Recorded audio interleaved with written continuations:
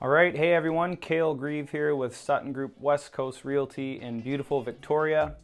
I hope everybody's been staying safe and sane through the pandemic lockdown. I know it hasn't been easy, but it's an adjustment for everyone, and I think everybody is doing their best, and it looks like there is some light at the end of the tunnel. So it's nice to see everyone taking some positive steps in the right direction in hopes of getting through this sooner than later. So I know a lot of us, myself included, were really looking forward to what kind of numbers we would have in April.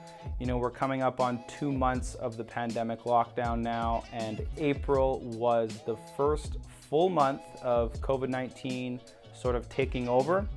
So today is going to be one of the more interesting sale reports that we've had this year, and probably one of the more important ones that we're going to have throughout the year. So we'll take a look at April stats and the numbers from last month, and of course compare those year over year. So we only had 287 properties sell last month in April. That's almost 60% less than the 696 properties that sold in April of 2019. Now, if we're taking a look at the condo market, condo sales were down 64% last month, and sales of single-family homes were down over 55% last month. So as predicted, sales are down, maybe more than some of us may have thought. And with that comes lower inventory as well. While a lot of sellers, industries, business, people in general are just taking a step back, putting the brakes on for now, and really just waiting to see what's going to happen with COVID-19 moving forward. So when taking a look at the active listings that were on market last month, there were over 2,300 active listings recorded, which is 16% less than the listings recorded at the end of April 2019. So real estate's still been an essential service from the beginning of the pandemic. A lot of people are out there who have no choice and have to buy real estate. Other sellers are in similar situations where they need to sell. So we've been able to help those people move forward while getting used to a lot of online work and adjusting to online tools such as virtual walkthroughs, 3D tours, handling most things online through DocuSign or AuthentiSign. Most of our partners such as brokers and lawyers have been adjusting to working online as well. So we are still able to help the people who need real estate services complete their transactions and move forward. We've also been able to accommodate those people who do require the in-person meetings.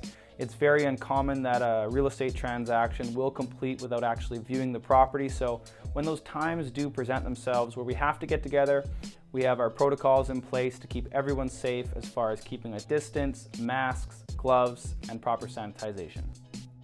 So as always, it's nice to touch on the benchmark value for single-family homes and condos in Victoria's core year over year. I also want to touch on those numbers from March, which is right around when we started to get into the pandemic, and see how those numbers moved into April last month.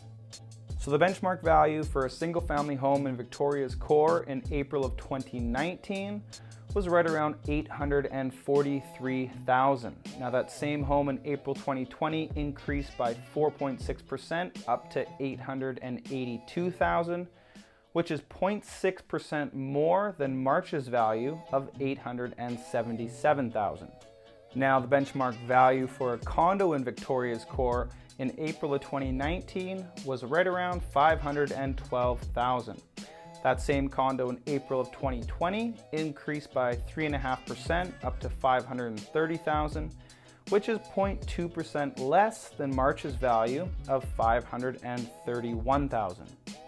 So in my opinion, we've always been fairly resilient here on Vancouver Island when it comes to real estate and weathering storms, even if it's one as unique as COVID-19. I think as we move through the year, we might even be lucky enough to get a summer. It seems we're slowly taking steps to reopening doors, which is fantastic. Real estate here will continue to be an essential service, and we're always going to be here if you need us. So if there's anything I can do for you, or any questions you have, feel free to reach out at any time. Stay safe, we'll chat to you soon, and have a great day.